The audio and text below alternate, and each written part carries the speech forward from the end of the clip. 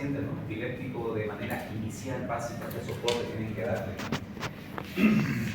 qué soporte tienen que dar, cuál es el protocolo para actuar ante una crisis convulsiva. No todas las crisis convulsivas son este tipo de sacudidas, no se lo conocen, tónico, clónico, esas son las más comunes, pero hay diferentes tipos de crisis. Entonces primero tenemos que partir por el concepto.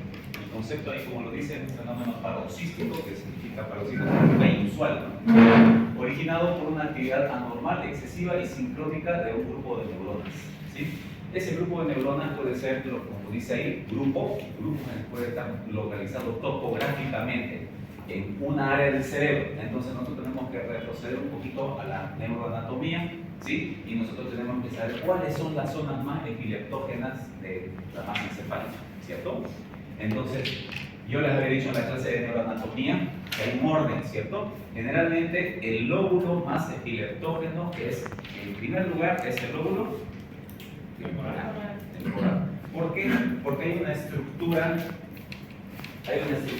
muy importante que se llama el lóbulo límbico. ¿Se acuerdan que había un lóbulo escondido que le dije el lóbulo límbico? Y el lóbulo límbico se compone de una estructura muy especial que tiene que ver en el sistema de memoria y emociones, ¿sí?, que es el giro del para-hipocampo. El giro del para-hipocampo, ¿no? Obviamente aquí está incluido, ¿sí?, el famoso hipocampo, ¿no? Y esta zona es una zona muy epileptógena. ¿Por qué? Porque hay muchas alteraciones en la formación, sobre todo en el periodo neonatal o en el periodo gestacional, en realidad, ¿no?, que pueden alterar el formato de esta estructura. Y esta estructura está localizada ¿dónde? En el lóbulo temporal, ¿cierto?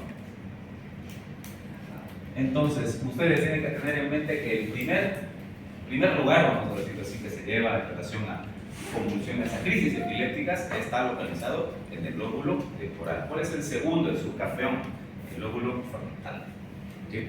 Es el segundo. Ustedes saben que el lóbulo frontal anatómicamente es el más grandote, ¿no?, y eso hace de que se convierta también en una área epileptógena, ¿sí?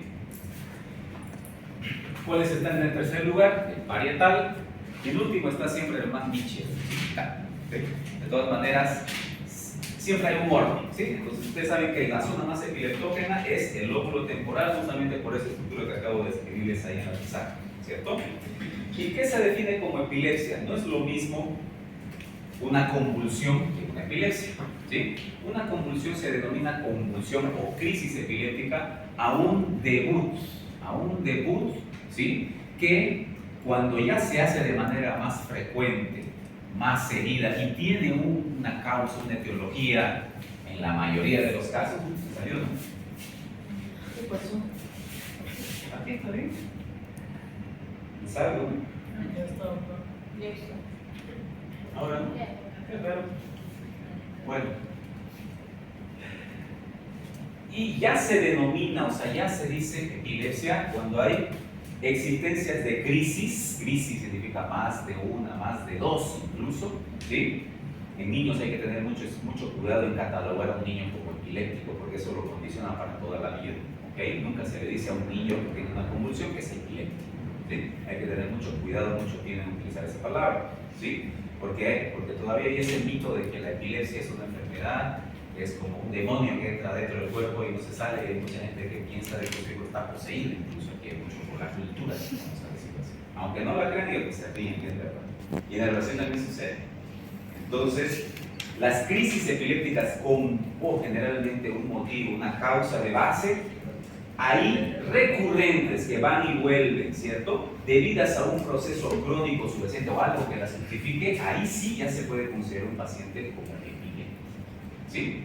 Entonces, por ejemplo, aquí dice si corregibles o evitables, no se considera una epilepsia.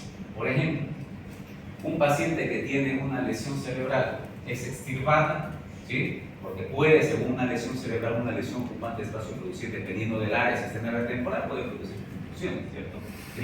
Crisis convulsiva. Pero ese paciente, si se reseca esa lesión y se hace buena resección y haciendo obviamente un tratamiento adecuado, no se considera ese paciente epiléptico. Lo mismo que, por ejemplo, en niños, con una neuroinfección, una meningitis. Las meningitis producen alteración, irritación de las meninges, de las paquimeninges, y eso hace que el cerebro se irrite, vamos a decirlo así, y eso puede provocar o puede producir crisis convulsiva, pero eso no se considera epilepsia. ¿Por qué? Porque voy a tratar la meningitis y al tratar la meningitis se resuelve un cuadro convulsivo, ¿cierto? Entonces tengan mucho cuidado al manejar el término epilepsia, ¿sí? Tanto en niños como en adultos. Y ya cuando es un síndrome epiléptico es cuando ya se establece una epilepsia, ¿no? ¿Sí? Ya obviamente con un conjunto de signos y síntomas juntos, ya hay algo más, vamos a decirlo así, que caracteriza, y vamos a ir viendo más adelante estos síndromes epilépticos de acuerdo a su funcionalidad y a su topografía. Y el estatus epiléptico, eso es una consideración, un criterio de alarma de ustedes como médicos, ¿por qué? Porque se mide en el tiempo, ¿sí? Entonces el estatus epiléptico, así como en el accidente cerebrovascular o en la enfermedad cerebrovascular, se mide en el tiempo. Aquí también el estatus epiléptico se considera, según la nomenclatura actual, de crisis de más de media hora de duración, ¿sí? Sin ningún intervalo de recuperación o de fase post-ictal, que se llama fase post-crítica o fase de, como se dice, ¿no? Que pasó, digamos, las crisis, entre crisis y crisis, y no hay una secuencia de, vamos a decirlo así, de tormenta calma, ¿cierto? Hay crisis que se prorrogan más de media hora y esos pacientes pueden incluso tener alteraciones o potencial riesgo de presentar clínica de hipoxia cerebral. Cuando hay una crisis convulsiva, cualquiera de las crisis producen fenómenos vegetativos, ¿no? Alteración de respiración, alteración de pulso, alteración de presión arterial, alteraciones vegetativas también asociadas, ¿cierto? Entonces, estatus epiléptico, más de media hora de crisis de duración repetida sin estado de recuperación, sin fase post-ictal, ¿ok? Eso entonces tenganlo. Ese es el típico paciente que entra a un estatus, ¿okay? Un estatus es un paciente que está generalmente en hipertonía generalizada de 4 miembros, hay pérdida del estado neurocognitivo, obviamente, ¿cierto? Hay una alteración de la motilidad ocular, generalmente hay supraversión ocular, ¿sí? O desvío del conjugado de la mirada, con señales vegetativas, babeos, hipererección, palidez o sudoración. Y a nivel sistémico hay, como les dije, aumento de la frecuencia cardíaca, se sube la frecuencia cardíaca, se sube la presión arterial, ¿sí? Aumentan las catecolaminas, ¿sí? O sea, hay un aumento y una disvariación general, vamos a decirlo así. ¿Qué otra cosa más sucede? Sucede también relajación de esfínteres, ¿sí? Puede tener ese paciente diuresis espontánea o catarsis, ¿no? Entonces hay relajación de esfínteres asociadas, ¿sí? Y obviamente este paciente, ¿qué hacen ustedes con un paciente cuando convulsiona? ¿Qué es lo que tienen que hacer de manera inicial? Cuidar que no se salga la cabeza. Primero, la posición, ¿sí? Generalmente hay crisis, vamos a hablar ahora de las crisis que son las más frecuentes, las tónico-clónicas generalizadas, que vienen con aviso o sin aviso, así se llama, ¿sí? Que en medicina se llama con aura o sin aura, ¿cierto? Entonces esos pacientes, ustedes, lo primero, como dice su compañero, tienen que ver dónde está convulsionando, dónde se fue. Los que generalmente convulsionan sin aura, esos en cualquier lado. Los con aura, los que les avisa, ellos mismos se van y se preparan a dónde van a ir, dicen, así está bonito para convulsionar, se van ahí, ¿cierto? Entonces, esos pacientes que van sin aura, ustedes tienen que, bueno, obviamente si se les convulsiona en una sala, en un pasillo, donde sea, ustedes primero lo que tienen que hacer es que evitar que se muerda, o primero que cayó, está ahí, está sonando esa cabeza. ¿Qué es lo que tienen que hacer primero? Tienen que intentar poner cómodo, evitar de que la cabeza impacte con el suelo, ¿cierto? Entonces, ¿qué es lo que primero que hacen? Es colocarlo de costado, ¿sí? De ladito, ¿sí? Y ya luego colocan algo debajo de la parte cervical, para evitar de que haga contacto directo con el suelo. ¿Sí? ¿Qué más hace? ¿Le ponen las manos en la boca? No. ¿Le ponen Eso te arranca del dedo, ¿no? ¿Mm? Te arranca el dedo.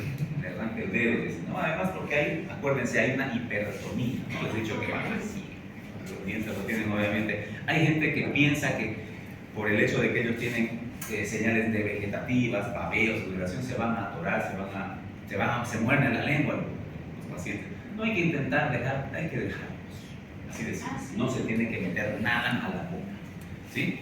Hay pacientes médicos que hacen maniobras de querer, ¿no? Colocar una cánula, lo que sea. Es difícil, ¿sí? Entonces, tienen que dejarlo funcionar, ¿sí? Ahora, obviamente, si ustedes tienen a mano alguna droga que ayude, digamos, en fases cortas de educación, vamos a hablar también de medicamentos, obviamente, ¿sí? Ustedes pueden aplicar. En bebés, en niños, se utiliza el diazepam rectal, ¿sí? Y en adultos se utiliza en ampollas intramusculares, ¿sí? Entonces, pueden colocarle. Hay estudios que dicen que está o que hay un cierto beneficio, un distinto beneficio en 1/3 solamente de los pacientes de la aplicación del diazepam, ¿no? El famoso diazepam, cualquiera de sus vías, ¿sí? Sobre todo la intramuscular en adultos y la rectal en niños, ¿sí? Pero no te garantiza que el paciente deje de convulsionar, ¿sí? Y además la mayoría de los pacientes no convulsionan y entran en estado de fase o de estatus, ¿sí? Entonces ustedes saben que la convulsión va a durar una media de las convulsiones, no se puede sacar una media inmediata, pero está obviamente entre los 10-15 minutos. Hay algunos que convulsionan menos, ¿sí? Entonces ustedes no tienen que hacer ningún tipo de maniobra heroica con médicos, solamente preparar un buen ambiente para ese paciente, ¿ok? ¿Sí me vas a apuntar algo? O ya se te pasó. Ya se te pasó. Doctor, entonces, ¿qué hay con las personas que hacen inhalar el alcohol cuando las personas están convulsionando? Tampoco es correcto, no es correcto. ¿Por qué? Porque estás alterando inclusive más todo este cortejo neurovegetativo. Por eso, ustedes no le den alcohol, no le den olor café, no le den nada. Ustedes pónganlo de lado, tienen que convulsiones, si tienen un diazepam a mano, pum, se lo ponen en la nalga y esperen. Nada más, ¿sí? Obviamente, si se convulsiona en un hospital, le ponen una cajita nasal, ¿no? Le ponen alguna otra cosa también que ayuda, ¿no? Ayudar solamente.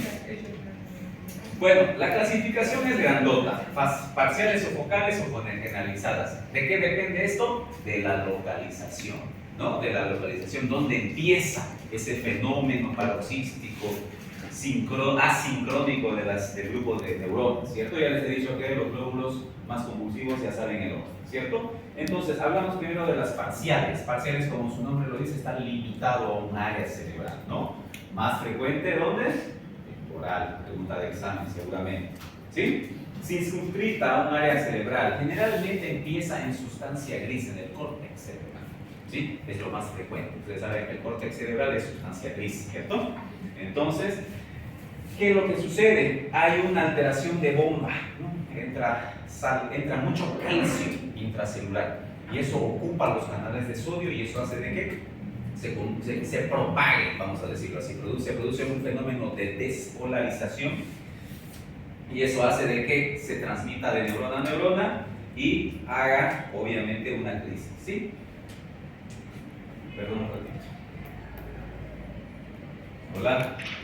Está diciendo de que de acuerdo al área cerebral, ¿sí? Se va a producir una alteración paroxística, ¿cierto? Las crisis parciales, ¿sí? No tienen de manera inicial alteración del estado de conciencia. Eso es un gran detalle que diferencia de las crisis parciales simples, las primeras, ¿sí?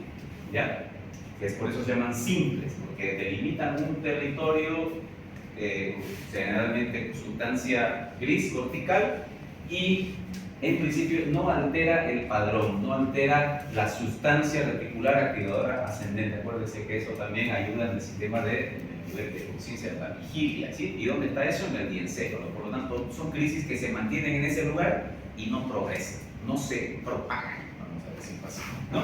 Entonces, esos son los tipos de crisis, las parciales simples, las que no producen alteración del estado de conciencia, ¿sí? Hay pacientes que sienten diferente de acuerdo al área donde está circunscrita esa alteración, diferentes tipos de sensaciones. No todas las crisis son convulsivas, de sacudirse y perder el estado de conciencia. Hay crisis que pueden ser sensitivas, auditivas, visuales, gustativas, táctiles, e incluso hay mucha gente que puede percibir una crisis y no está sabiendo que percibe una crisis. ¿Sí? Entonces, cuando ya hay alteración del estado de conciencia, significa que ese tipo, esa área local donde se empezó todo, se propaga. Y ya está afectando el famoso diencéfalo, que es donde está esa sustancia que les he dicho que produce el nivel de conciencia. ¿Sí? Entonces, las crisis parciales simples, como les estaba diciendo, pueden tener sintomatologías. Hay crisis sensitivas autonómicas, hay gente que suda mucho, tiene piloerección ahí, ¿no? Obviamente hay otro tipo de diagnósticos diferenciales, no solamente el que suda mucho tiene crisis, ¿cierto? Es un tipo de crisis, pero puede ser, ¿sí? Crisis visuales pueden ser confundidos con jaquecas, con migrañas, crisis auditivas, crisis olfativas, incluso crisis psíquicas, que son las que más, vamos a decirlo así, son un grande motivo de consulta en el área psiquiátrica, ¿sí? Episodios de miedo, de fobia, de despersonalización, del famoso déjà vu que se sale del cuerpo, ¿no? De desdoblamiento, que dicen algunos, ¿sí? Pueden ser crisis, ¿no? Crisis, es una variante de crisis y el paciente tiene algún tipo de trastorno y va al psiquiatra y dice, ya me está pasando esto y son realmente crisis, necesita medicación para, ¿cierto? Para un tipo de crisis, ¿no? Entonces, las crisis sensitivas, visuales, todas son, si se dan cuenta, tienen que ver con los sentidos, ¿no? Incluso, no solamente hay crisis sensitivas, o sea, de sensaciones, de percepción, también hay crisis focales, o sea, en relación con movimientos, partes del cuerpo, ¿sí? Entonces hay crisis que, por ejemplo, el paciente está despierto y empieza a temblarle la mano, o el brazo, perdón, o la pierna, ¿sí? Y esos son fenómenos que se llaman signos o crisis motores parciales simples de tipo jacksoniana, se llama el fenómeno de TOT, así se llama. Es un fenómeno en el cual... El primo del Parkinson. El primo del Parkinson. No, porque no sé, el Parkinson, el problema no está en el cerebro, el problema del Parkinson está generalmente en el diencéfalo o en el tronco cerebral, anatómicamente es diferente, ¿sí? Además, el Parkinson es una enfermedad degenerativa. En cambio, las convulsiones de esas pueden sucederle a cualquier edad. Puede suceder en niños, puede suceder en viejos, puede suceder en cualquier tipo de persona. Doctor, esas convulsiones es propicio en qué tipo de persona? Porque yo nunca he visto una persona convulsionar. Nunca has visto una persona. Ahí está el origen. El origen, ahora vamos a hablar del origen. La etiología de un paciente convulsivo puede ser múltiple. Como les he dicho, hay causas cerebrales neurológicas por sí, hay causas que no se conocen en realidad el origen, que eso se llama idiopático, ¿sabes? El término idiopático, pero sí se puede decir que hay un fenómeno de membrana, hay un problema en la misma célula que se puede relacionar con la parte, con el código genético. Hay genes que entran en marcha, solamente que todavía, vamos a decirlo, no han sido estudiadas así exactamente, pero hay pruebas. En Estados Unidos, por ejemplo, hacen una batería sanguínea para ver quién tiene de la familia predisposición a tener alteraciones de membrana. Y se puede, digamos, encasillar a ese paciente en un potencial paciente epileptógeno. Pero como te digo, no se puede decir o no se puede dar una sentencia hasta no tener una seguridad, por lo menos total. Hay crisis en niños por falta de desarrollo o la maduración de la neurona. Y eso no puedes decir qué niño va a tener o qué niño no va a tener, eso depende un poquito de la maduración cerebral de cada uno. Entonces, un paciente discriminar o decir este paciente va a ser epiléptico es muy difícil, es una pregunta un poco que no tiene todavía actualmente una respuesta. En el congreso del hospital hablaron sobre epilepsia y había imágenes donde parecía que el niño estaba bien, pero tenía pequeños movimientos de los ojitos o del bracito. Sí, hay muchos fenómenos, ¿cierto? Entonces, el origen para un paciente epiléptico es un mundo. ¿sí? Es un mundo, hay causas metabólicas, hay causas en las cuales el mismo cerebro se autoconsume, ¿sí? El metabolismo cerebral celular se activa y aumenta la degradación de las proteínas de la célula, de la neurona. Por eso se llaman trastornos o errores innatos del metabolismo cerebral. Y el paciente, el niño, por ejemplo, ese cerebrito llega un momento que desarrolla y después es como que se empieza a autoconsumir el cerebro y empieza a encogerse gradualmente, ¿sí?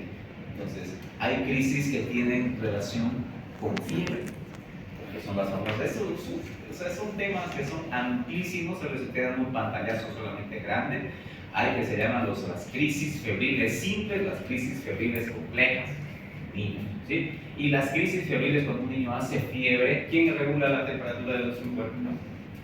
El hipotálamo, ¿cierto? Entonces no hay una maduración hipotalámica adecuada para la edad, y es por eso que los niños que presentan fiebre arriba de 38, de 39 empiezan a convulsionar, no todos, por ejemplo, ¿ves? Entonces tu hijo, o tu sobrina, o lo que sea, si tiene 39, 40 y no convulsiona, y el hermanito tiene 40 y convulsiona, a pesar de que son genéticamente iguales, pueden tener algún tipo de diferencia en el desarrollo de estructuras cerebrales. Entonces no está, como se dice, padronizado, aunque sí hay una relación genética de pacientes convulsivos, ¿sí? Si tú tienes una tía que es convulsiva y un primo que es convulsivo y tu abuelo fue convulsivo, tal vez alguien de tu generación salga convulsivo, solamente que no está ni ligado al sexo, ni ligado con otros síndromes. Entonces es un padrón muy amplio, vamos a decirlo así. Las crisis que no se conocen en los niños, por ejemplo, se llaman las crisis criptogenéticas, ¿sí? Que son las de causa idiopática, ¿sí? Que no se conocen. Le haces estudios, todo bien, le haces estudios metabólicos, todo bien, le haces todos los tipos de estudios que hay, vamos a decirlo, en el medio, pero no llegan a encasillar, ¿sí? Y eso puede ser fenómenos asociados a la mente. Bueno, volviendo a las crisis parciales simples, entonces están las sensitivas, que tienen que ver con los órganos de los sentidos, y las motoras, que les he dicho que es un movimiento, como dice, el paciente está despierto, consciente, y empieza a mover una parte del cuerpo. Eso se llama fenómeno motor o fenómeno de todos. Puede durar minutos, puede durar segundos, o puede durar incluso hasta un día. Wow. Sin problema, dependiendo del área. ¿Cuáles son las zonas más epileptógenas de la corteza cerebral? Estas dos que ustedes ya conocen, ¿no? ¿Cuáles son? El temporal. No. Ahí está. Las zonas epileptógenas en relación a las crisis sensitivas y motoras. ¿Qué áreas son esas? ¿Se acuerdan? Una es en el lóbulo frontal, otra es en el lóbulo parietal.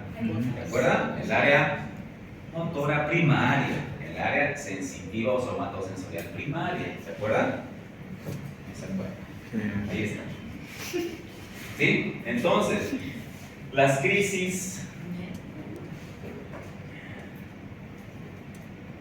sensitivas, ¿no? Sí, bueno, si tengo área motora que está, ¿no? Este es el frontal, este es el parietal, este es el occipital y este es el temporal. Yo les he dicho que el primer lóbulo epileptógeno es el temporal, pero cuando se trata de las crisis simples, de las parciales, ¿sí? De las parciales simples y complejas, ¿sí?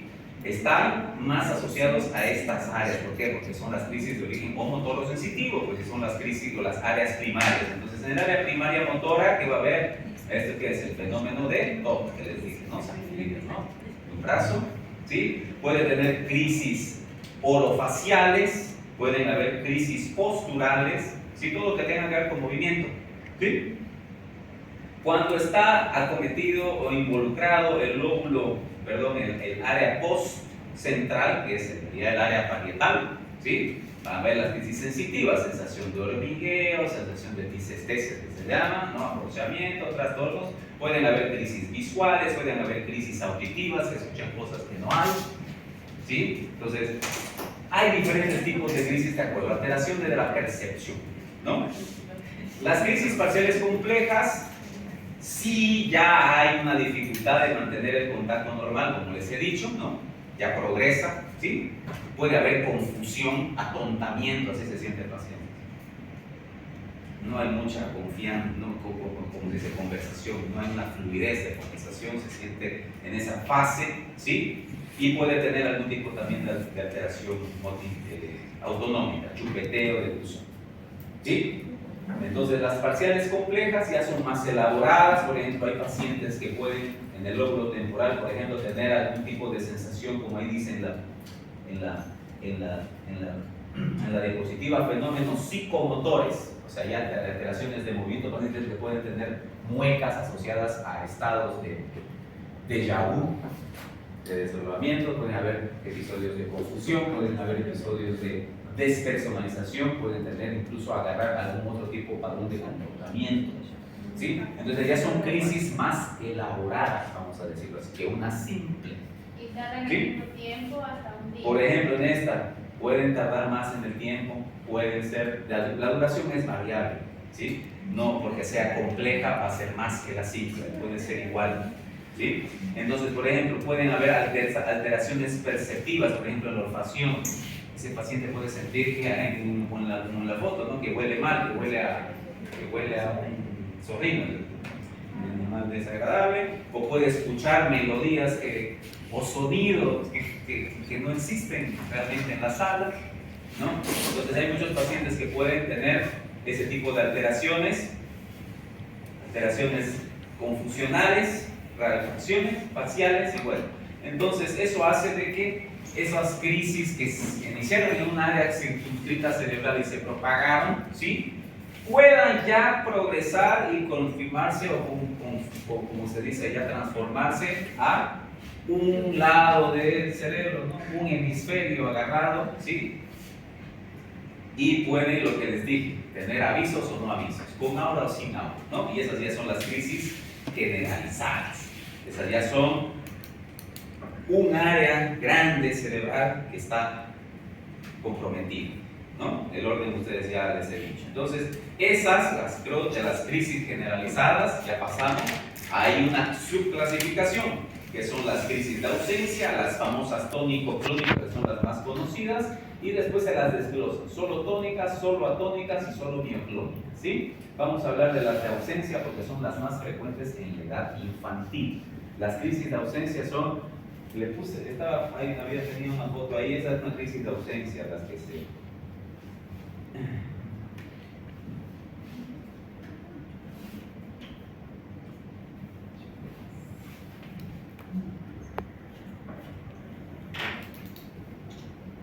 Ahí tenía una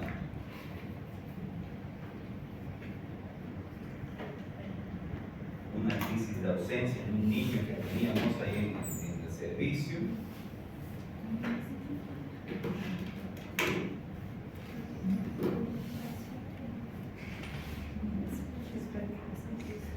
Ese niño con una condroplasia, que tiene una crisis. ¿Cómo está? El niño está con una mirada fija.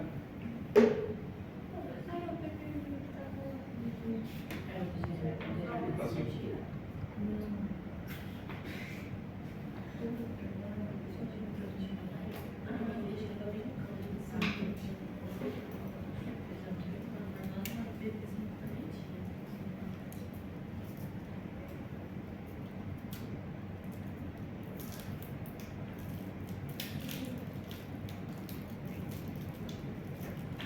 Dejó de funcionar, qué pena.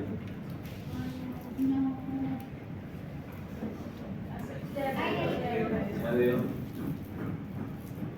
Ya, entonces es un paciente que está así, con la mirada fija, ¿sí? Tiene episodios de pérdida de conciencia breve, pueden durar fracciones de segundo, incluso las madres dicen que están jugando y tienen como que se quedan un poco paralizados y otra vez vuelven a jugar, ¿cierto? Esas son las famosas crisis de ausencia, pues se llama ausencia, es como si estuvieran ausentes por fracciones de segundo. Pueden suceder muchas veces durante el día, ¿sí? 8, 10, 15, 20 veces durante el día, ¿sí? No hay alteración postural ni del estado de conciencia, ¿ya? No entiendo la confusión. ¿Ya? Pueden evoluir a tubo, como en este caso. ¿Por qué está mal? Está mal, ¿no? Bueno, puede ser. Se puede ver. Entonces, eso hace de que este pacientito, este tipo de pacientitos, generalmente la crisis de ausencia son en niños o en preadolescentes también, ¿sí? Puedan durar varias veces, pueden repetirse varias veces al día, ¿sí? Y no hay episodios de pérdida de estado de conciencia, o sea, el paciente está despierto, solamente que se queda perdido, como con la mirada perdida, como, voy a hacer una comparación estúpida, como la garrotera del chavo. El doctor, Y después, bueno, pero eso no, Bueno. no era más normal eso. no es normal, porque está sucediendo que el cerebro está teniendo episodios de desconexión. ¿Sí? Entonces, las ausencias o de pequeño mal, por ejemplo, se llaman, porque son múltiples crisis que pueden pasar desapercibidas, ¿cierto? Doctor, yo tengo un primo que es epiléptico y supuestamente fuma marihuana porque lo ayuda. Esa es una causa de base, ¿no? Pero igual cuando uno fuma marihuana parece que está ausente, ¿no ves su mirada? Sí, pero no es que cuando estés fumando marihuana estés vos ausente, o sea, no estés haciendo crisis de ausencia, lo que estás haciendo es estimular un área cerebral. Pero en principio hay pacientes que, o sea, lo que ella dice, a pesar de que sea suene chistoso, pero es parecido, vamos a decirlo así, hay personas que se quedan, ¿no? Pero bueno, el estado de marihuana puede ser interpretado de muchas maneras, estado de relajación, un estado de sensación de placer, ¿no? Porque ¿qué hace el cannabis? Lo que hace es estimular el lóbulo frontal, se frontaliza. De hecho, los que fuman mucho marihuana, tú le haces una tomografía, le haces un estudio de imagen y hay atrofia de los hemisferios cerebrales de los frontales, ¿no? Obviamente que hacen de manera crónica, ¿no? De manera rutinaria. Hay una involución cerebral. Se va atrofiando el cerebro. Y es por eso que tienen alteraciones conductuales. Los que fuman marihuana generalmente no son más liberados, llevan una vida más relajada. ¿Qué pasa con el cannabidiol entonces? Porque ayuda con las El convulsiones. cannabidiol es un destilado, por decirlo así, de la marihuana que se utiliza de manera terapéutica en casos de crisis de epilepsia refractaria al tratamiento convencional. O sea que, como se dice, no hizo efecto un tratamiento dado en pacientes y se hace de manera, como se dice, como acabo de decirlo, el cannabidiol, o sea, el principio activo es un estimulante cerebral, ¿sí? Entonces eso hace de que la célula, en cierta manera, esos canales de sodio, calcio, potasio que están alterados, esa alteración de membrana que hace, la estabiliza, ¿sí? Pero los pacientes que utilizan cannabidiol también hay efectos secundarios, ¿sí? Entonces, es por eso que se asocia. Generalmente el uso del cannabidiol no se utiliza así solito, ya es que el paciente ha pasado anteriormente por varios tipos de tratamiento, multitratamiento, e incluso, no sé si han escuchado hablar, están asociados también o están acompañados en realidad de terapéuticas dietéticas, de la famosa dieta cetogénica, no sé si han escuchado hablar. ¿Sí? Pues la dieta cetogénica, que es lo que hace, utiliza la vía de los cuerpos cetónicos en vez de la vía normal que nosotros tenemos, de la vía de la insulina y el glucagón, ¿no? Para justamente alterar la vía de los canales celulares neuronales. O sea, ese es el objetivo del camino, ¿sí? O sea, en otras palabras, si su familiar fuma marihuana, no es que está haciendo una terapia, ¿cierto? Para una crisis compulsiva, solamente está dando un estímulo. Y el cannabidiol es lo mismo, ¿sí? Es por eso que se utiliza no en todos los pacientes, ¿sí? Solo en pacientes selectos, ¿no? Incluso el cannabidiol también está como una droga utilizada o permitida para fases terminales en cáncer, ¿no? Cáncer de cualquier origen o estilo, ¿no? Y en otros países está permitido de manera Doutor, legal. entonces el cannabidiol también puede dañar las neuronas igual. Es un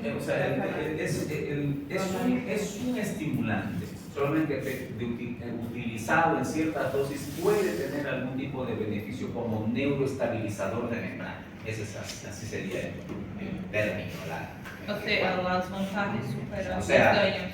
Si un paciente que tiene epilepsia refractaria y no puedes controlarla y le das el cannabidiol, aún puede disminuir la frecuencia de la dosis porque estás dando un estimulante. ¿sí? Estás alterando la membrana. Pero eso también tiene sus problemas más adelante. Entonces no es una cosa que se utilice de manera rutinaria, ¿cierto? Entonces, las de ausencia, como les estaba diciendo, ¿sí? Infancia, adolescencia, ¿sí? Lo bueno es de que en el 70% de los casos remiten, hay fases hormonales, cuando el paciente ya entra en fase hormonal avanzada, cuando empieza, por ejemplo, las niñas tienen ya su menstruación, empiezan a entrar en la fase adolescente, ya las hormonas entran en acción y pueden remitir, ¿sí? Entonces, esta es la típica imagen de un pacientito que tiene crisis de ausencia. Está este niño, está leyendo un libro ahí, está activo y de un rato a otro baja los brazos, se queda con la mirada perdida, dura fracción de segundo y después otra vez él no se da cuenta, los niños no se dan cuenta. ¿Sí? ¿Eso puede pasar en otra patología? Puede pasar. ¿Sí? Puede pasar en 5 también, en adultos. 5. ¿Sí? Es por eso que estos pacientes ¿sí? Generalmente van a un estudio, pues no, van a un estudio. ¿Cuál es el estudio más empleado? Este de aquí, ¿qué se llama?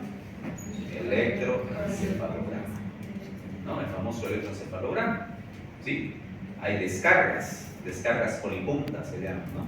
Entonces se los estudia, estos pacientes se los estudia, se los interna, se los estudia y realmente se confirma si son o no son crisis, si no dice la ausencia, ¿sí?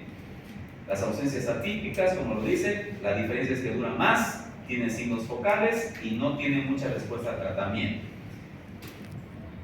Las famosas tónico-clónicas, que son las que todo el mundo conoce, tienen, como se dice ahí, con aura o sin aura, pueden tener fase inicial, tienen una fase inicial, donde viene la fase tónica, empiezan a ver crisis, ¿no? O sea, posturas hipertónicas, se enduran, vamos a decirlo así, todos los miembros, brazos, piernas, incluso tronco, hay una señal de arqueo incluso, ¿sí?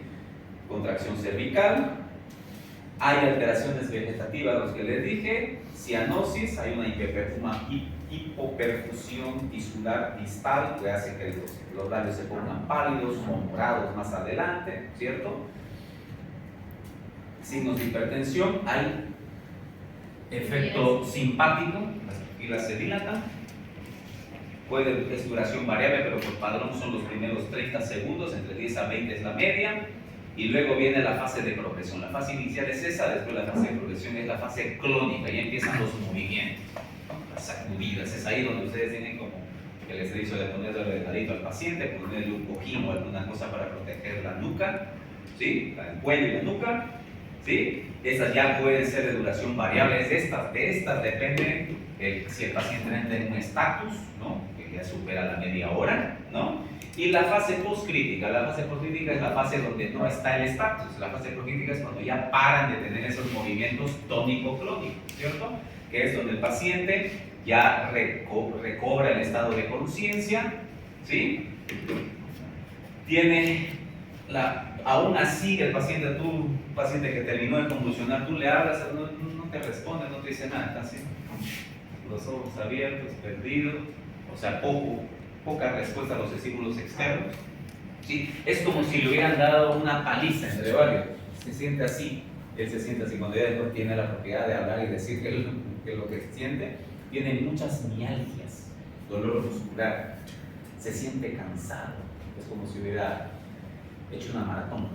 ¿Sí? Hay cansancio, hay fatiga, hay dolor muscular, hay una especie de astenia, ese es el término. ¿Sí? Flacidez muscular, tienden a babearse un poquito, a recobrar la articulación, hacen bradilalia, se llama, les cuesta, como si la lengua se les pusiera grande, ¿sí? Y obviamente eso puede durar también de manera variable, pueden durar 3 horas, puede durar 1 hora, puede durar media hora, puede durar 6 horas, dependiendo de la magnitud, ¿sí? Entonces es de la típica, las fases, ¿no? La fase tónica, la fase clónica y la fase posictal, ¿no? Son 3 fases las que tiene la TG. La TCG, ¿no? La tónico, clónica, generalizada. Cuando vean en una historia clínica TCG, es tónica, clónica, generalizada, ¿no? A veces los médicos tenemos tendencia a abreviar las cosas, ¿no? ACV, TEC, este es deseje. ¿Sí? Bueno, entonces si haces un electro, ¿no? Fase tónica, fase clónica y fase posital, ¿no? Hay descargas simétricas. Bueno, el electro no es necesario que ustedes lo sepan interpretar, pero después la segunda fase, la que es más fregada, es esta segunda fase. Cuando se prolonga en el tiempo, pues sí te puede entrar en una fase de estado.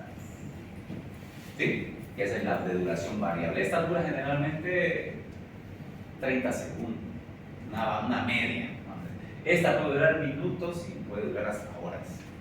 ¿Qué es lo que puede suceder aquí? Si dura mucho tiempo y entra el paciente en estatus, puede tener señal o hipoperfusión cerebral y puede producir una enfermedad cerebrovascular. ¿Sí? O sea, hipoxia cerebral. ¿Dónde le puede dar? ¿Dónde le puede dar eso? Dormido, no es muy frecuente en dormidos. Generalmente, gracias a Dios, las tónico-clónicas generalizadas y casi todas las crisis, generalmente en los pacientes adultos se dan durante el día. En los niños sí se puede durar durante la noche, sí se pueden dar, pero están generalmente asociados a síndromes. Ahorita vamos a hablar de eso. Hay dos síndromes, se llaman Lennox-Gastaut y West. Y bueno, sensación, confusión, como les he dicho, fatiga, se siente fatigado, el hombre cansado, mialgia, asténico. Ahí está el electro, ondas de bajo voltaje, con polipunta, ¿no? Las tónicas es solamente la fase tónica sin la clónica. Y duración variable. Y las atónicas, estas son un subtipo, vamos a decirlo así. Estas son con el paciente está despierto y de repente pierde el tono muscular, se cae. Hay una atonía muscular, por eso se llama el tono, se pierde todo el tono. Ustedes saben que a lo que nos mantiene a nosotros bien es el tono y el trofismo muscular, ¿cierto? La fuerza, ¿no? De los músculos antagónicos, ¿no? Y obviamente los opositores que hacen que nosotros tengamos una actitud, ¿no? Duran poco, generalmente se dan en niños también y tienen una breve alteración del estado de conciencia, ¿sí? No tienen confusión posterior. Son raras, pero están ahí, ¿sí? Y las mioclónicas, que a veces se pueden confundir con las crisis focales, son contracciones breves musculares de origen cerebral. Estos pacientes generalmente están asociados a alteraciones de placa neuromuscular. Ustedes saben que no, que el músculo tiene la inervación periférica, tiene la inervación del uso neuromuscular y la parte del propio músculo, las que se llaman las mioclónicas, de origen meramente de las bandas C. Pero bueno, esto yo quiero que lo tomen como referencia, ¿ok? Lo que les expliqué, la fisiopatología de la epilepsia, alteraciones del mecanismo de membrana, ¿no? Calcio y sodio intracelular que despolariza la célula y aumenta el potasio extracelular, pero sobre todo es esto, el calcio es lo que frega la célula, ocupa los canales que normalmente hacen de que los neurotransmisores, sobre todo el GABA, que ustedes saben que el GABA es el ácido gamma-aminobutírico.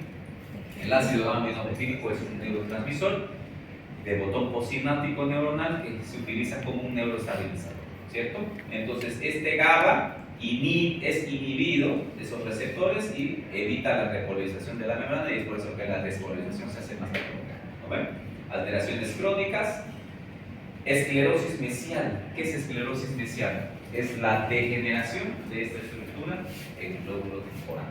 ¿Sí? Y esos casos donde hay esclerosis, ¿qué significa? Esclerosa. Esa zona pierde volumen, ¿sí? Y eso hace de que esa área por pérdida de volumen o de sustancia cerebral, se pueda producir una área de epilepsia, un área epileptógena.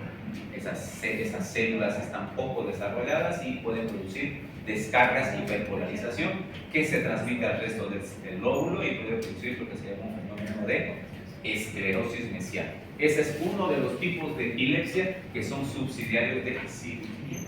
¿Por qué? Porque hay una alteración de la forma del cerebro, ¿cierto? Cuando el cerebro de un niño, por ejemplo, nace y tiene un formato diferente, no se desarrolló bien un giro cerebral del córtex cerebral, no se desarrolló. Esas se llaman displasias corticales. O sea, la forma del cerebro está defectuosa, vamos a decirlo así. Y esa zona es una zona donde esas células están mal formadas, ¿cierto? Y eso puede producir convulsión. Entonces, si yo voy y quito esa zona, le quito la zona donde empieza la convulsión. Entonces, esos son pacientes que son subsidiarios a cirugía de la epilepsia. ¿Sí? No todos los pacientes se pueden operar de epilepsia, o sea, son subsidiarios de cirugía de la epilepsia, ¿no? Entonces, eso es lo que quiere decir con esclerosis mesial, que es el giro del par hipocampo, se esclerosa, se encoge, ¿sí? Es defectuoso. Bueno, ahí está un poco la diapositiva que quería más o menos responderte a vos. No todo lo que se mueve y se malmueve es una convulsión. Hay que tener muchos diagnósticos diferenciales, pero para eso hay que estudiar a los pacientes. Hay que tener una buena anamnesis, hay que hacer los estudios correspondientes, pero bueno.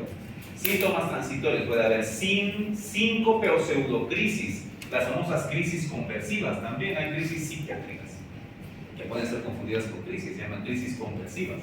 ¿Sí? Hay muchos pacientes que se confunden y vamos a, como si estamos ahí, que a veces va al psiquiatra, a veces va al neurólogo, al final es un trastorno psiquiátrico. También puede ser a la inversa, tiene como una supuesta crisis y no es una crisis, es un paciente psiquiátrico, una conversión. ¿Sí? Entonces los pacientes tenemos que saber diferenciarlos, ¿no? Crisis de migrañas, como les dije, ¿no? Las crisis que son las sensitivas visuales pueden ser confundidas con migrañas. Narcolepsia, ahí está, la marihuana, la cocaína, la Coca-Cola, el Red Bull. Doctor, Aunque no la crean, hay muchos pacientes que desarrollan crisis por Red Bull. Sí, señor. doctor, ¿Cuántos migrañas. pacientes hay? Migrañas. ¿Qué es eso, migrañas? Migrañas, es enxaqueca. Ah, Eso es, migrañas. Migraña también, en Brasil también se dice migraña. enxaqueca. También se dice. Não, nunca vi. Uno lo conoce más fácil como enxaqueca. Sul e Sudeste es electroencefalograma enxaqueca. es el estudio de elección, eso es para discriminar. A pesar de que el electroencefalograma es un estudio que te discrimina, tiene poca sensibilidad. ¿Qué significa eso? O sea, es un estudio que, por ejemplo, qué sé yo, en medicina laboral, que ustedes todos son trabajadores de una empresa, de una metalúrgica, y ustedes tienen que hacerse una evaluación para saber si están en condiciones de poder trabajar y que no les suceda nada, ¿no? Esa sería la evaluación de medicina laboral, ¿no? Si yo les hago un electro a toditos ahorita ustedes aquí, para ver si están bien, porque esos pacientes van por evaluación física y les hacen el protocolo electro. Por lo menos de aquí van a salir unos 3, 4 que tienen algún tipo de alteración en el electro. ¿Qué significa eso? De que es un estudio que discrimina, pero no tiene mucha sensibilidad. ¿Sí? Es un estudio específico que tiene especificidad, pero poca sensibilidad. ¿Por qué? ¿Es hora?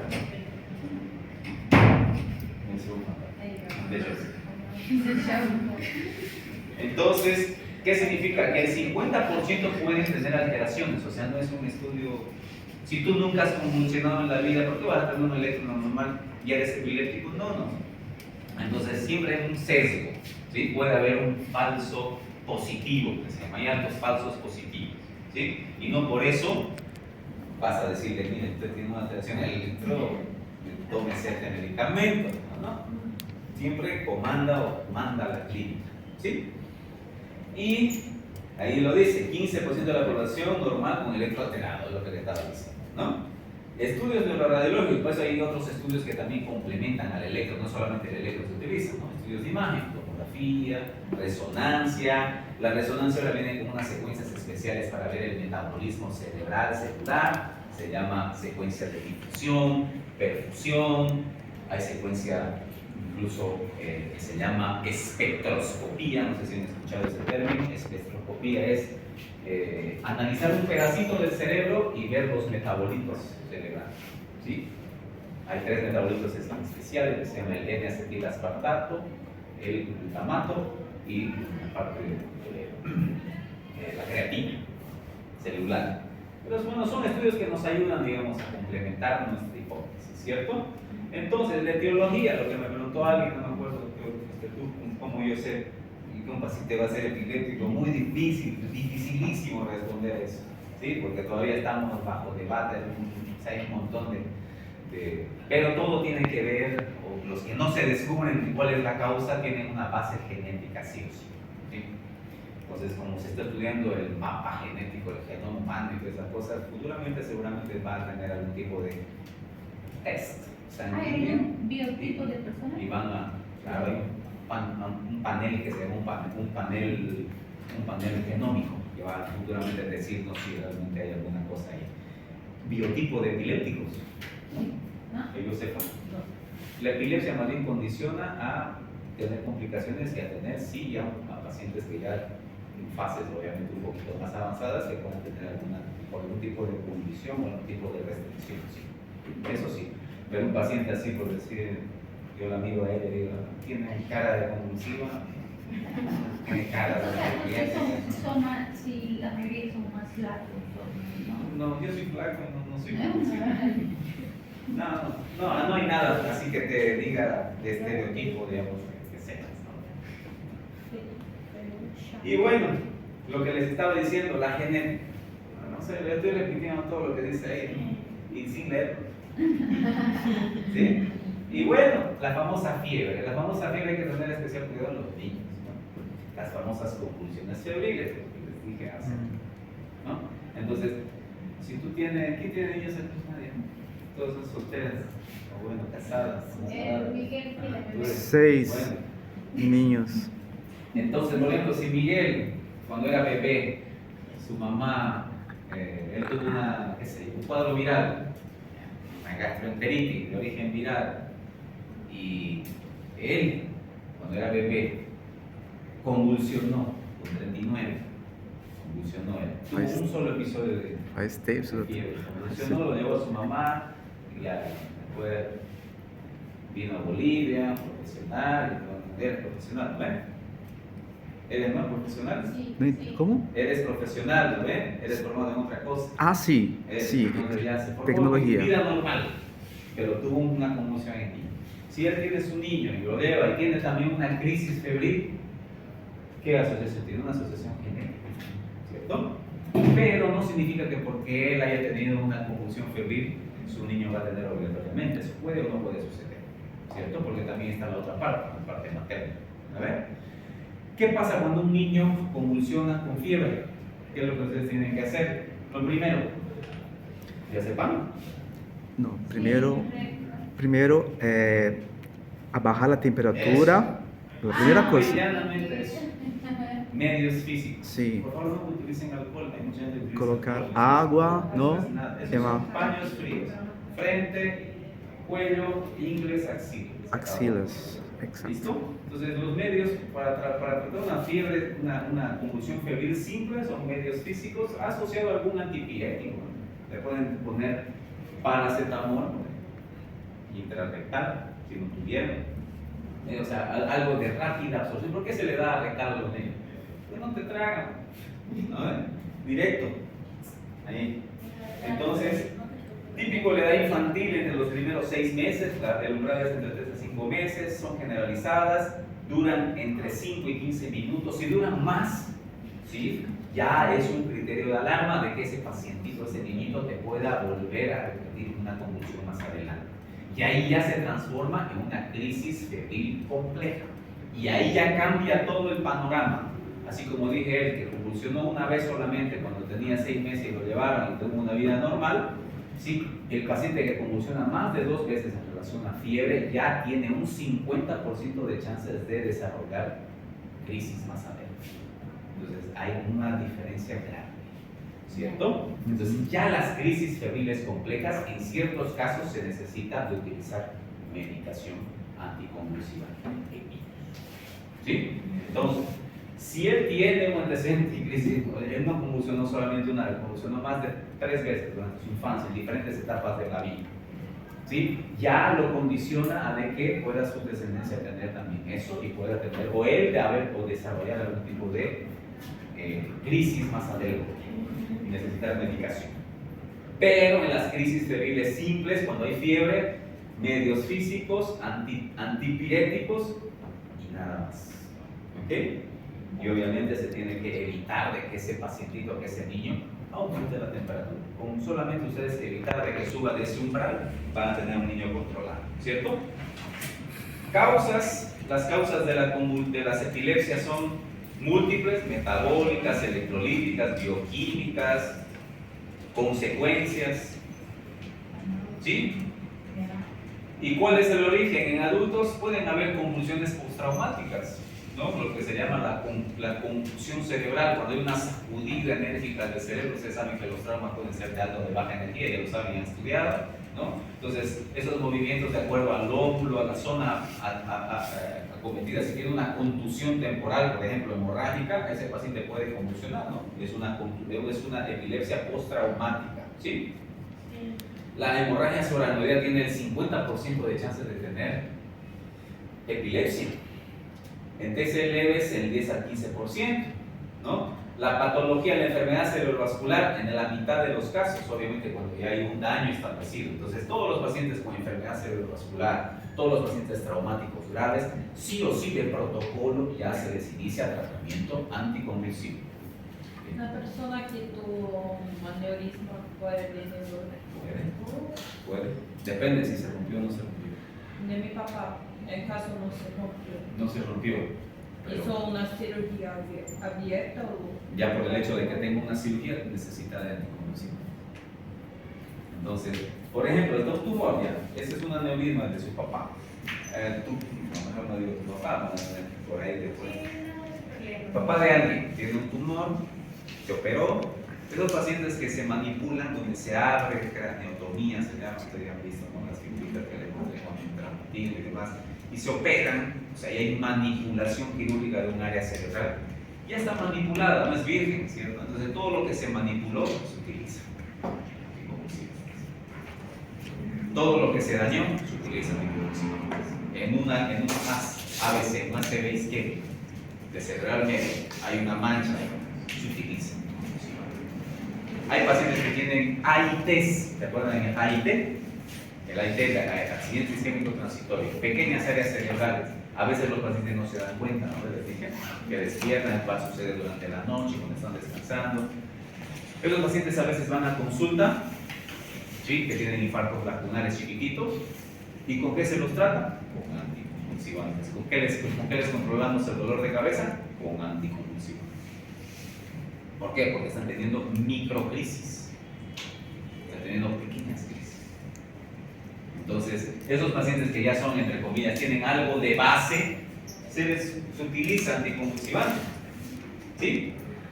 Entonces, todo lo que daña el cerebro ya es subsidiario utilizar anticonvulsivantes, ¿no? Daños intracerebrales, extra, trauma, accidentes isquémicos, patologías infecciosas. Miren esta diapositiva de aquí. ¿Qué es esto? Esta es la falta de desarrollo de un giro cerebral, ¿no? Aquí como están aquí, ¿no? Esto es normal y aquí alrededor no se desarrolló, eso se llama displasia cortical en niños. Eso produce convulsión, eso produce epilepsia.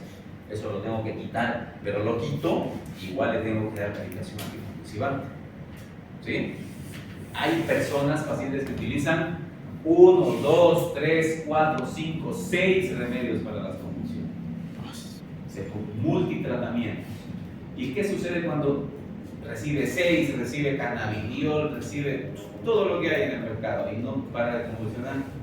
Ahí ya se puede plantear la cirugía de la epilepsia, hacer desconexiones hemisféricas cerebrales. Se aísla un hemisferio del otro, o sea, se corta qué cosa. ¿Qué es lo que conecta un hemisferio cerebral con otro hemisferio cerebral? La línea, ¿qué se llama? Esa estructura de sustancia blanca que era la avenida principal de un hemisferio cerebral a otro hemisferio cerebral. Eso. Se hacen callosotomías selectivas. Se desconecta un hemisferio cerebral, el que está produciendo la epilepsia. Eso ya es subsidiario. O también se llama hemisferotomías. Doctor, ¿y existe esta cirugía ya? ¿Ya lo hiciste? Cirugía, claro. Sí, ¿no? Claro, obvio, ¿no? Pero eso no tiene nada que ver con la epilepsia, ¿cómo dice? No, pero es que habla de cirugía. Pero esa es cirugía de la epilepsia, porque eso es otra cosa, eso es cirugía, awake surgery, esas son cirugías para evitar daños en áreas elocuentes, pero no tiene nada que ver con epilepsia, nada que ver. No, ahí está el problema. Ahí está el problema. ahí está el problema. Paciente que tiene cirugía o es sucedido la cirugía de epilepsia por multitratamiento refractario, no significa que al hacer la cirugía le voy a resolver la epilepsia. Aún así necesita medicación. En un 50% de los casos se disminuye la medicación, la dosis, se pueden quitar remedios, pero sí o sí va a necesitar. O sea, en otras palabras, la cirugía de la epilepsia en ciertos casos es curativa, en otros casos no es curativa. ¿Sí? En los casos en los cuales la cirugía de la epilepsia, por ejemplo, una displasia cortical, lo que les mostré ahí, yo le quito esa zona, ¿sí? Tiene, en cierta manera, si el paciente es pediátrico, tiene el mejor pronóstico, ¿sí? Pero no, en ninguno, en cero de los casos, yo voy a dejarlo libre de medicación. Casos solamente muy selectos. ¿Sí? Y bueno, hay síndromes epilépticos, pero ya se tienen que ir. Epilepsias, esto me lo estudian ustedes. Epilepsias benignas, no, esto se lo voy a decir yo de que se vaya. Ya, esto voy a hablar. El síndrome de West, esas son lo que les puede preguntar en el examen. El síndrome de West son crisis que se dan, que son relacionados en relación, valga la redundancia, a la edad dependientes.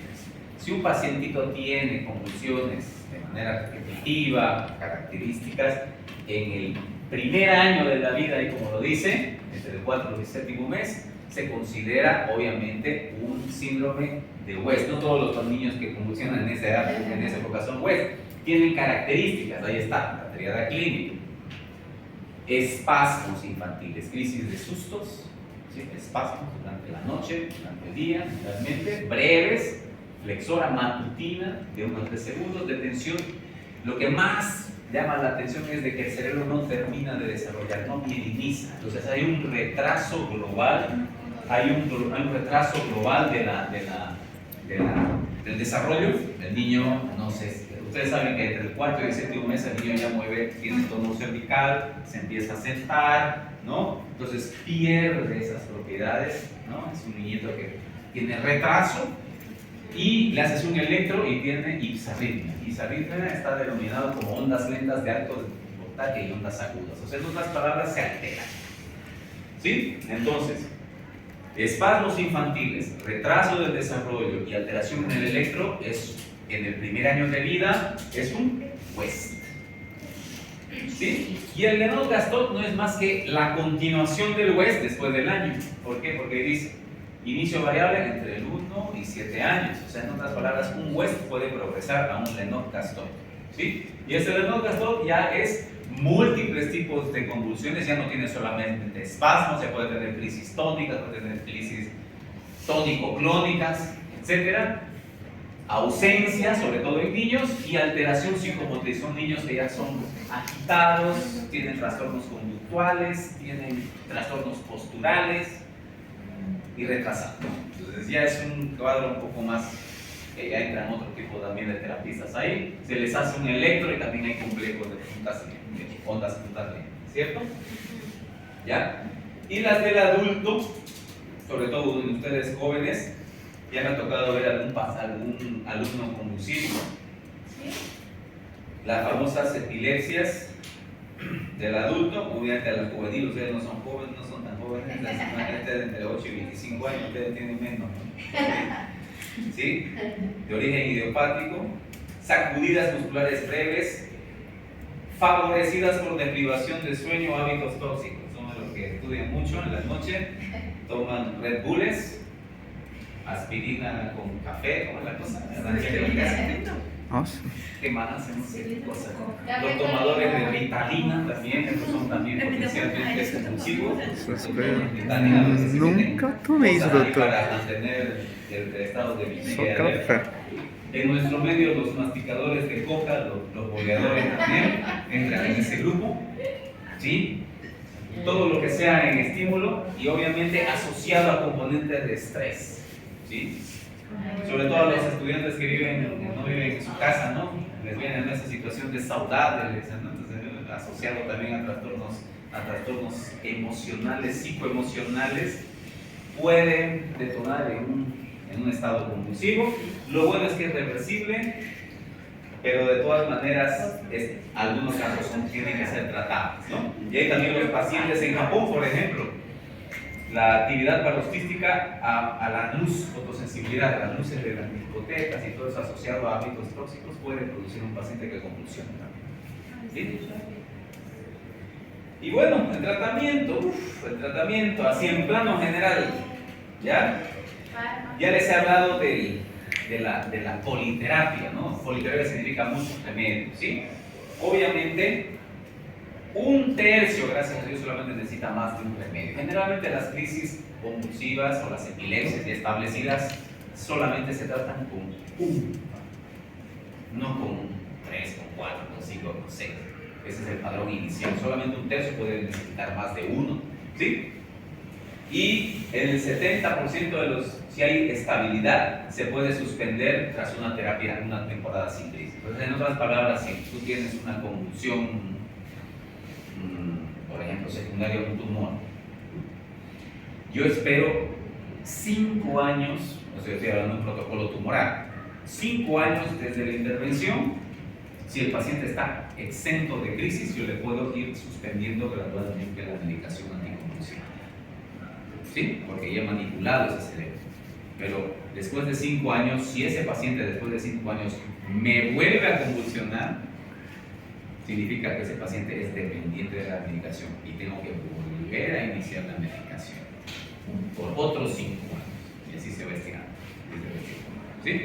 En otras palabras, la medicación anticonvulsivante no se la puede dejar así, nomás por así. ¿Sí? Entonces tiene que ser monitorizada por un especialista para ver si es que ese paciente va a ser retirado de manera natural. Por ejemplo, un traumatismo. ¿Quién no puede sufrir de un traumatismo craneoencefálico? Un accidente en moto. Se cayó, tiene una convulsión hemorrágica, convulsionó y yo le tengo que dar medicación anticonvulsiva. Mejoró, gracias a Dios, ya no tiene esa contusión. ¿Cuánto tiempo le tengo que mantener una medicación anticonvulsivante? Generalmente en los pacientes con traumatismo craneoencefálico, dependiendo de la localización, es variable, pero se mantiene el tratamiento entre 1 mes y 1 año. Y de acuerdo a cómo él esté, se va haciendo la retirada gradual de la medicación. Si el paciente pasa una faja entre 3 y 6 meses, cuando ya está sin la medicación y está todo ok, lo más probable es que no tenga ningún problema. Pero si en ese interín vuelve a tener algún tipo de crisis o dolor de cabeza o cualquier cosa, sintomatología, de nuevo, otra vez la medicación. Y ya no por 1 año, ya por 3 años. Y así va subiendo si es que hay necesidad. ¿Ok? Váyanse, muchachos. No, ya El trabajo. ya no sé, doctor. Les voy a dar unos casos clínicos.